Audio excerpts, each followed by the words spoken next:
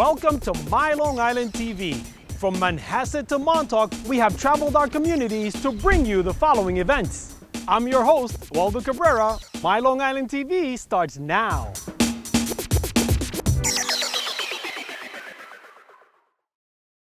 Forward, march. Good march. I see him! I got him! I got him! I got him! All you got!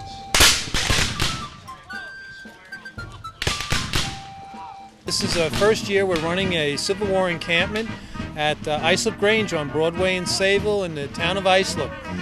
The purpose of this encampment is to make Town of Islip residents aware of the significant contributions of Islip residents in the 1860s made in supporting the Union Army during the Civil War. In the Civil War reenacting hobby, every regiment adopts an actual regiment that fought. So, for example, New York State, which actually raised the most soldiers during the Civil War, they would raise regiments 1,000 men per regiment. So, if you think of it, it started all very sequentially, and we're the 67th New York regiment that was raised. My rank is First Sergeant. People can come today and go through the camps and ask questions of the living history impersonators and ask them questions as to what the war might have been like for people back then. I portray a Southern woman who I originally was from Long Island. Before the war, my husband, because of business reasons, moved down south and we became established Southerners. And then when the war broke out, my husband went to war, my son went to war, and I am basically a refugee with my unit. This is a toaster. You put your toast here, your fire is here. When one side is done, you turn it, and this sits in front of the fire. I'm making lemonade for the men. I make it a little differently than I'm sure they do, but it is still correct. This is especially important for them when they're on the battlefield and they come off with their wool uniforms, practically dying of heat stroke. And the lemonade and the ice and cool rags helps them to revive and get ready to fight another day.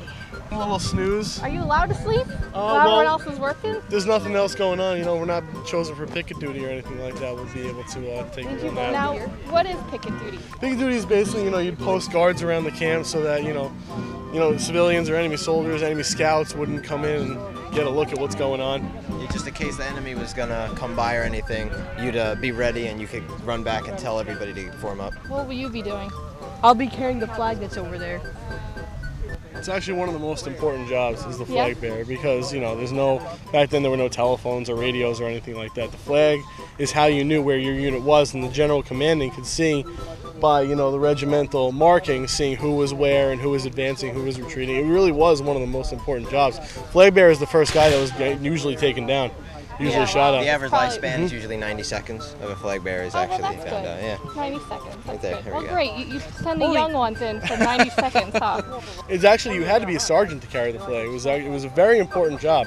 No lowly private would do that. That was a big job. That was a big deal. But in these battles, you need more people to fire because we don't really have too many guys here. Right. So we're not going to sacrifice a sergeant to carry a flag. We just let the young guy do it. First time attempt at making a bonnet. It is near perfect. How do you make a bonnet? In every way. Well, I haven't got a clue because I buy everything I have. She made the bonnet. This one is absolutely adorable, and as a first-time creation, I recommend Miss Hannah as the bonnet maker of the century. You like it? Is that good? That was good. Yeah. First time holding a Civil War rifle.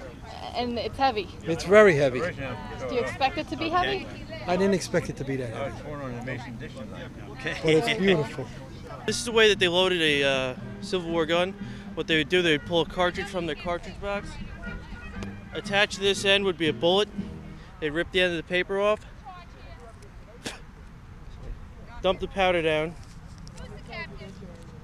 Then they would put the bullet into each bullet. Spring the rammer. Replace the rammer. Put it on half cock, which is a safety. Then they would put a cap on, and then they would be ready to fire. Fire in the hole! They were expected to do 3 rounds a minute, which means every 20 seconds they were expected to fire.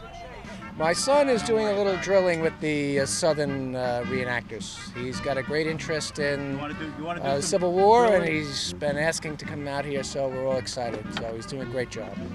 Every time we come, it's a new adventure. These guys were so tough that, I can't even contemplate doing this for years and years at a time. Even just for a weekend is like, I can't wait to get back to my bed and my shower when I get back home. But it really gives you a respect for what these guys did and what they were fighting for. They had to believe in it to be able to go through it. Hooray!